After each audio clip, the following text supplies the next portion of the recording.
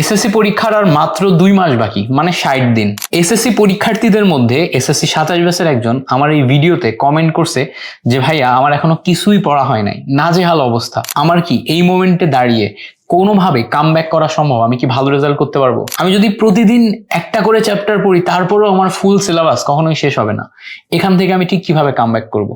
যদি আপনার আশেপাশে চেনা পরিচিত কোনো স্টুডেন্ট যে এসএসসি পরীক্ষাতে ভালো রেজাল্ট করতে চায় কিন্তু এই মোমেন্টে দাঁড়িয়ে সে মনোবল পাচ্ছে না, তাহলে তাকে এই ভিডিওটা দেন। আমি একদম টোটাল এ টু জেড ভেঙে ভেঙে ব্যাখ্যা করব যে এখন থেকে পড়াশোনা করলে আসলেই কিভাবে সে এসএসসি পরীক্ষাতে ভালো রেজাল্ট করতে পারবে।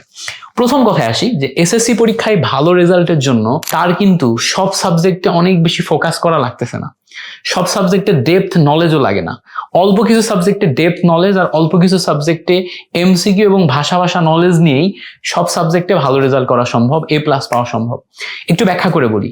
যেমন ধরেন ফিজিক্স, কেমিস্ট্রি, ম্যাথ, বায়োলজি এই সাবজেক্টগুলোতে, হায়ার ম্যাথ এই সাবজেক্টগুলোতে ভালো রেজাল্ট করার জন্য মোটামুটি ডেপথে নলেজ লাগে, প্রত্যেকটা প্রবলেম আলাদা করে সলভ করা লাগে, প্রত্যেকটা চ্যাপ্টারের উপর দক্ষতা লাগে। কিন্তু আমরা যদি দেখি বিজিএস, ইসলাম শিক্ষা, আইসিটি এরকম নর্মাল যে সাবজেক্টগুলো আছে কিংবা বাংলা, এগুলাতে আমি যদি মোটামুটি সামারি জানি, কনসেপ্ট জানি এবং এমসিকিউতে ফোকাস করি, তাহলে সামারি এবং কনসেপ্ট জানার কারণে আমি নিজের ভাষায় সিকিউ লিখে আসতে পারবো। এমসিকিউতে ভালো মার্ক পাইলে আমার ওভারঅল প্লাস চলে আসবে। এই ক্ষেত্রে আমার মেইন ফোকাসটা করতে হবে সায়েন্সের সাবজেক্টগুলোতে। সো আমি যদি এখন ওভারঅল ক্যালকুলেশন করি তাহলে আমার প্রায়োরিটি সেট করতে পারতে হবে যে আমি কোন সাবজেক্টে বেশি ফোকাস করব আর কোন সাবজেক্টে কম ফোকাস করব। আমি হলে কি করতাম? আমি হলে আগে গ্যাপের জায়গাগুলো দেখতাম। যদি আমার ফিজিক্স, কেমিস্ট্রি, ম্যাথ, বায়োলজি এই সাবজেক্টগুলোতে গ্যাপ থাকে, সেই গ্যাপগুলোতে আমি বেশি ফোকাস করতাম।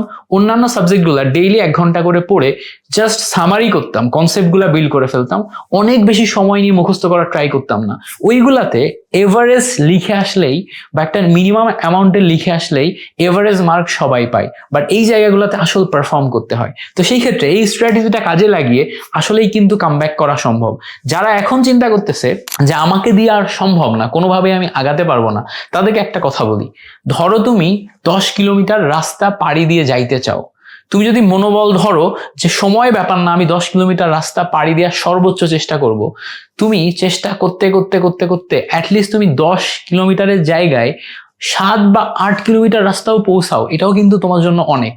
কিন্তু তুমি যদি একদমই মনোবল ছেড়ে দাও যে আমার দিয়ে তো 10 কিলোমিটার রাস্তা যাওয়া সম্ভব না, আমি আর আগাবোই না, তাহলে হয়তো তুমি 1-2 কিলোমিটারও যাইতে পারবা না। সো 10 কিলোমিটার রাস্তা যাওয়ার তীব্র মনোবল নিয়ে তুমি যদি যাত্রা শুরু করো, তুমি শেষ পর্যন্ত যে জায়গায় পৌঁছাবা ওটাই তোমার জন্য অনেক বড় একটা সাকসেস। আমি তোমাকে রিকোয়েস্ট করব যে সময় চিন্তা না করে, কোথায় পৌঁছাবা এটা চিন্তা না করে, তোমার দিয়ে কতটুকু ইফোর্ট দেওয়া সম্ভব সেটা দিতে থাকো। শেষ পর্যন্ত যেটা অর্জন করবা, আল্লাহর রহমত থাকলে ওটাই তোমার জীবনকে তোমার লক্ষ্যমাত্রার কাছাকাছি নিয়ে চলে যাবে। ইনশাল্লাহ তুমি ভালো করবা। যারা এই ভিডিওটা দেখতেছো তারা কমেন্ট সেকশনে ইনশাল্লাহ লিখে যাবা, বলবা আমি পারবো, ইনশাল্লাহ আমি পারবো, এবং ভিডিওটা শেয়ার করে দিবা। আমি জানি তুমি পারবা।